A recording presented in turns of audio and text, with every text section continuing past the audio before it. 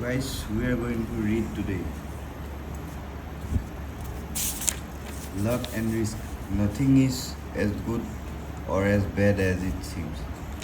जो भी होता है वो अच्छा या बुरा के लिए नथिंग इज एज गुड और as bad as it seems. कुछ भी ज़्यादा अच्छा या बुरा नहीं होता है जो उसको दिखने के लिए लगता है.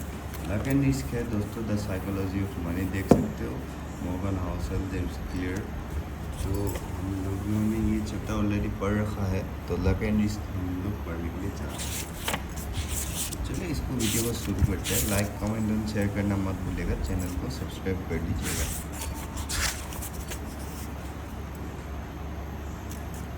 They are both the reality that every outcome in life is guided by forces other than थोड़ा स्लो कर देते हैं ना, anyone लोग we को could- परेशानी हो सकती है, तो हम लोग थोड़ा सा स्पीड को यहाँ पे स्लो कर देते हैं. मेरे ख्याल से 15% सही रहेगा.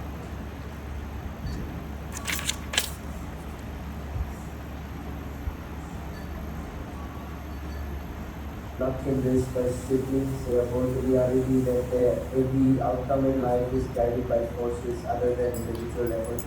NYU professor Scott Galloway has a related idea that is so important to remember when judging success for your own and others. Nothing is as good or as bad as it seems. But Bill Gates went to one of the only high schools in the world that had a computer. The story of how Lakeside School, just outside Seattle, even got a computer is remarkable. Bill Duber was a World War II Navy pilot and high school math and science teacher. He believed that book study wasn't enough without real-world experience. He also realized that we need to know something about computers when we got to college, reportedly Microsoft co-founder Paul Allen. Luck and risk as siblings, they are both the reality that every outcome in 1968, Google petitioned the Lakeside School Mothers Club to use the proceeds from its annual rummage sale, about $3,000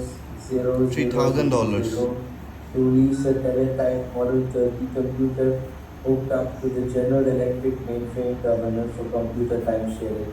The whole idea of time sharing only got invented in 1965, Gates later said.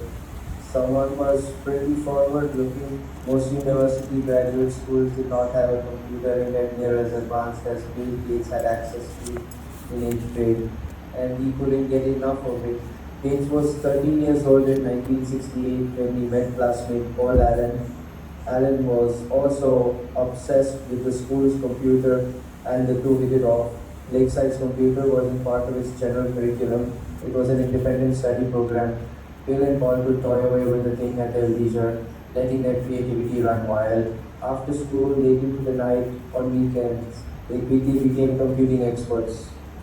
During one of their late night sessions, Alan recalled Gates showing him a Fortune magazine and saying, "What do you think it's like to run a Fortune 500 company?" Alan said he had no idea. "Maybe we'll have our own computer company someday," Gates said. "Microsoft is now worth more than $1 billion. A little quick math. In 1968, there were roughly 303 million high school people in the world, according to the UN. About 18 million of them lived in the United States. About 270,000 of them lived in Washington State. Over 100,000 of them lived in the Seattle area. And only about 300 of them attended Lakeside School. Start with 303 million, end with 300. 1 in a million high school age students attended the high school that had the combination of cash and foresight to buy a computer. Bill Gates happened to be one of them. Gates is not shy about what this meant. If there had been no Lakeside, there would have been no Microsoft, he told the school's graduating class in 2005. Gates is staggeringly smart, even more hardworking, and as a teenager had a vision for computers that even most seasoned computer executives couldn't grasp. He also had a 1 in a million head start by going to school at Lakeside. Now let me tell you about Gates' friend Kent Evans. He experienced an equally powerful dose of luck's close sibling. Bill Gates and Paul Allen became household names thanks to Microsoft's success. But back at Lakeside, there was a third member of this gang of high school computer prodigies. Kent Evans and Bill Gates became best friends in 8th grade. Evans was, by Gates' own account, the best student in the class. The two talked on the phone ridiculous amounts. Gates recalls in the documentary Inside Bill's Brain I still know Ken's phone number, he says. Evans was as skilled with computers as Gates five and two five Allen. Seven eight पे बोल. Lakeside once struggled to manually put together the school's class schedule, a maze of complexity to get hundreds of students the classes they need at times that don't conflict with other courses. The school tasked Bill and Ken, children by any measure, to build a computer program to solve the problem. It worked, and unlike Paul Allen, Ken shared Bill's business mind and endless ambition. Kent always had the big briefcase, like a lawyer's briefcase, Gates records. We were always scheming about what we'd be doing 5 or 6 years in the future. Should we go be CEOs? What kind of impact could you have? Should we go be generals? Should we go be ambassadors? Or whatever it was, Bill and Ken knew they'd do it together. After reminiscing on his friendship with Ken, Gates trails off. We would have kept working together, I'm sure, gone to college together. Ken could have been a founding partner of Microsoft with Gates and Allen, but it would never happen. Ken died in a mountaineering accident before he graduated high school. Every year there are around 3 dozen mountaineering deaths in the United States. The odds of being killed on a mountain in high school are roughly 1 in a million. Bill Gates experienced 1 in a million luck by ending up at Lakeside. Kent Evans experienced 1 in a million risk by never getting to finish what he and Gates set out to achieve. The same force, the same magnitude, working in opposite directions. Luck and risk are both the reality that every outcome in life is guided by forces other than individual effort. They are so similar that you can't believe in one without equally respecting the other. They both happen because the world is too complex to allow 100% of your actions to dictate 100% of your outcomes. They are driven by the same thing. You're one person in a game with 7 billion other people and infinite moving parts. The accidental impact of actions outside of your control can be more consequential than the ones you consciously take, but both are so hard to measure and hard to accept that they too often go overlooked.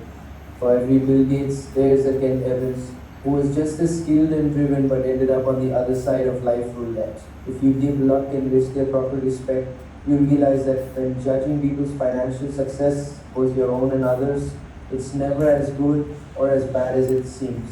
Years ago, I asked economist Robert Shiller, who won the Nobel Prize in Economics, what do you want to know about investing that we can't know? The exact role of luck in successful outcomes, he answered. I love that response because no one actually thinks luck doesn't play a role in financial success. But since it's hard to quantify luck and rule to suggest people's success is owed to it, the default stance is often to implicitly ignore luck as a factor of success. If I say there are 1 billion investors in the world, but by sheer chance, would you expect 10 of them to become billionaires predominantly off luck? You would reply, of course. But then if I ask you to name those investors to their face, you will likely back down. When judging others, attributing success to luck makes you look jealous and mean, even if we know it exists. And when judging yourself, attributing success to luck can be too demoralizing to accept. Economist Bhaskar Mazumdar has shown that incomes among brothers are more correlated than height or weight. If you are rich and tall, your brother is more likely to also be rich than he is tall. I think most of us intuitively know this is true. The quality of your education and the doors that open for you are heavily linked to your parents' socio-economic status. But find me two rich brothers and I'll show you two men who do not think this study's findings apply to them. Failure, which can be anything from bankruptcy to not meeting a personal goal, is equally abused. Did failed businesses not try hard enough, or bad investments not thought through well enough, or wayward careers due to laziness? Sometimes, yes, of course, but how much? It's so hard to know. Everything worth pursuing has less than 100% odds of succeeding, and risk is just what happens when you end up on the unfortunate side of that equation. Just as with luck, the story gets too hard, too messy, too complex. If you try to pick apart how much of an outcome was a conscious decision versus a risk. Say I buy a stock and 5 years later it's gone nowhere. It's possible that I made a bad decision by buying it in the first place. It's also possible that I made a good decision that had an 80% chance of making money, and I just happened to end up on the side of the unfortunate 20%. How do I know is which? Did I make a mistake, or did I just experience the reality of risk? It's possible to statistically measure whether some decisions were wise, but in the real world, day to day, we simply know it's too hard.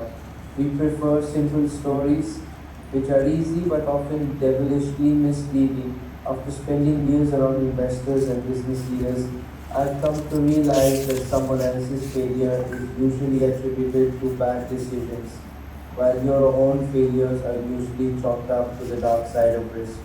When judging your failures, I'm likely to prefer a clean and simple story of cause and effect because I don't know what's going on inside your head. You had a bad outcome, so it must have been caused by a bad decision, is the story that makes the most sense to me. But when judging myself, I can make up a wild narrative justifying my past decisions and attributing bad outcomes to risk. The cover of Forbes magazine does not celebrate four investors who made good decisions but happened to experience the unfortunate side of risk, but it almost certainly celebrates rich investors who made okay or even reckless decisions and happened to get lucky. Both flip the same coin that happened to land on a different side. The dangerous part of this is that we're all trying to learn about what works and what doesn't with money. What investing strategies work, which ones don't, what business strategies work, which ones don't, how do you get rich, how do you avoid being poor. We tend to seek out these lessons by observing successes and failures and saying, do what she did, avoid what we did. If we had a magic wand, we would find out exactly what proportion of these outcomes were caused by actions that are repeatable versus the role of randomness and luck that swayed those actions one way or the other. But we don't have a magic wand. We have brains that prefer easy answers without much appetite for nuance. So identifying the traits we should emulate or avoid can be agonizingly hard. Let me tell you another story of someone who, like Bill Gates, was wildly successful but whose success is hard to pin down as being caused by luck or skill. Cornelius Vanderbilt had just finished a series of business deals to expand his railroad empire. One of his business advisors leaned in to tell Vanderbilt that every transaction he agreed to broke the law. My God, John, said Vanderbilt, you don't suppose you can run a railroad in accordance with the statutes of the state of New York, do you? My first thought when reading this was that attitude is why he was so successful. Laws didn't accommodate railroads during Vanderbilt's day, so he said to hell with it and went ahead anyway. Vanderbilt was wildly successful, so it's tempting to view his law of flaunting, which was notorious and vital to his success, as sage wisdom. That scrappy visionary let nothing get in his way. But how dangerous is that analysis? No sane person would recommend flagrant crime as an entrepreneurial trait. You can easily imagine Vanderbilt's story turning out much different. An outlaw whose young company collapsed under court order.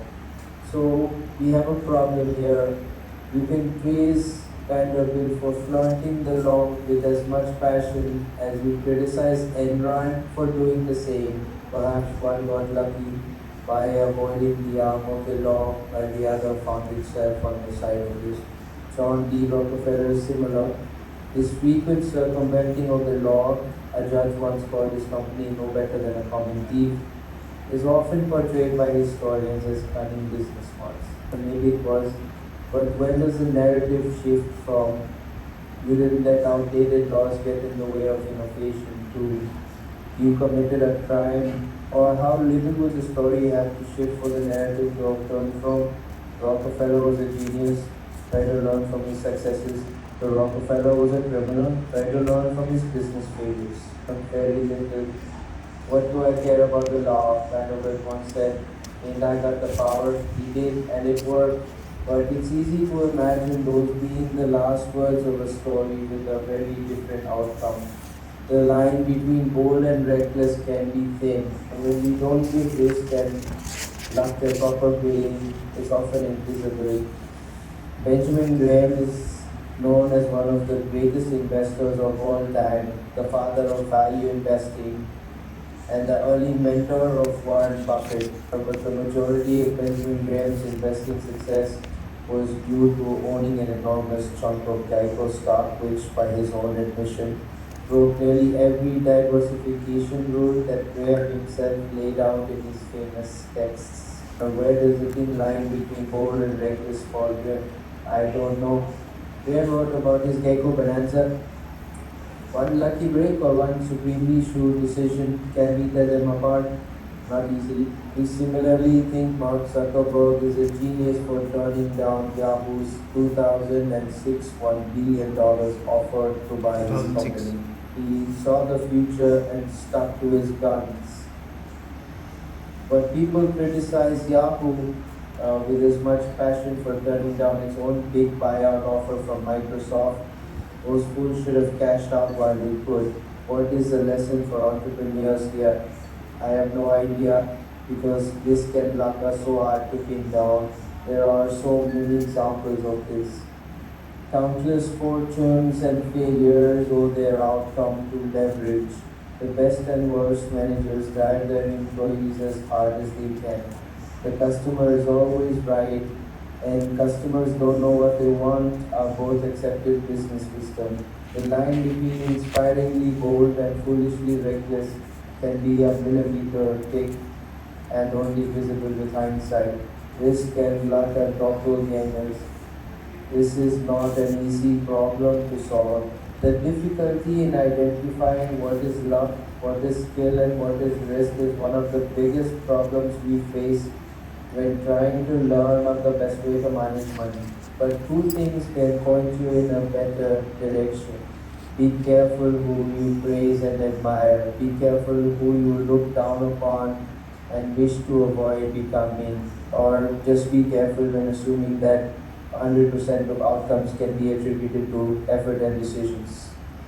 After my son was born, I wrote him a letter that said, in part, some people are born into families that encourage education, others are against it. Some are born into flourishing economies encouraging of entrepreneurship, others are born into war and destitution. I want you to be successful and I want you to earn it.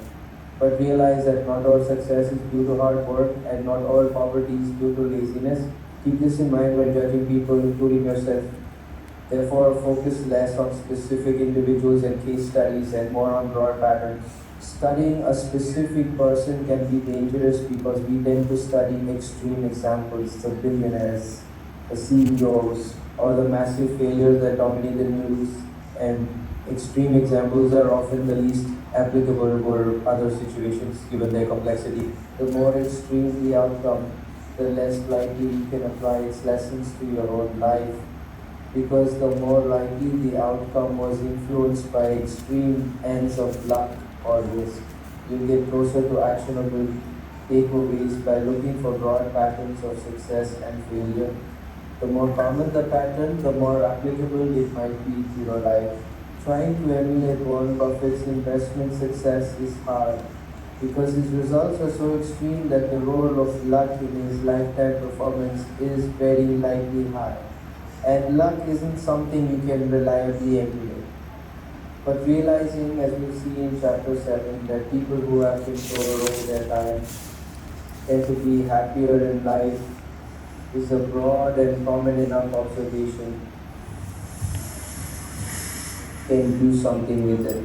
My favorite historian, Frederick Lewis Allen, spent his career depicting the life of the average median American, how they lived, how they changed, what they did for work, what they ate for dinner, etc. There are more relevant lessons to take away from this kind of broad observation than there are in studying the extreme characters that tend to dominate the news. Bill Gates once said, success is a lousy teacher It seduces smart people into thinking they can't lose. When things are going extremely well, realize it's not as good as you think. You are not invincible. And if you acknowledge that luck brought you success, then you have to believe in luck's cousin, risk, which can turn your story around just as quickly. But the same is true in the other direction. Failure can be a lousy teacher because it seduces smart people in thinking their decisions were terrible when sometimes they just reflect the unforgiving realities of risk. The trick when dealing with failure is arranging your financial life in a way that a bad investment here and a missed financial goal there won't wipe you out, so you can keep playing until the odds fall in your favor.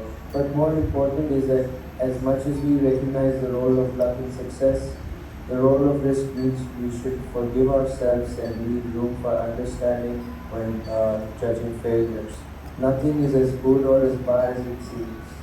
Now let's look at the stories of two men who pushed their luck. Next chapter.